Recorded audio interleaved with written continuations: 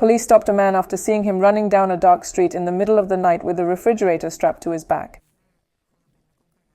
It turns out this man is an athlete preparing for a marathon. In responding to this incident, he said that even if he was stopped 10 more times, he wouldn't be irritated. He understands how crazy it looks and that the police officers are just doing their job. By the way, there's a reason this specific sport is called inventory. The man is preparing to break the Guinness World Record for the longest run with this back technique. This will be his second attempt. During the marathon, he plans to raise money for a diabetic support fund in honor of a friend.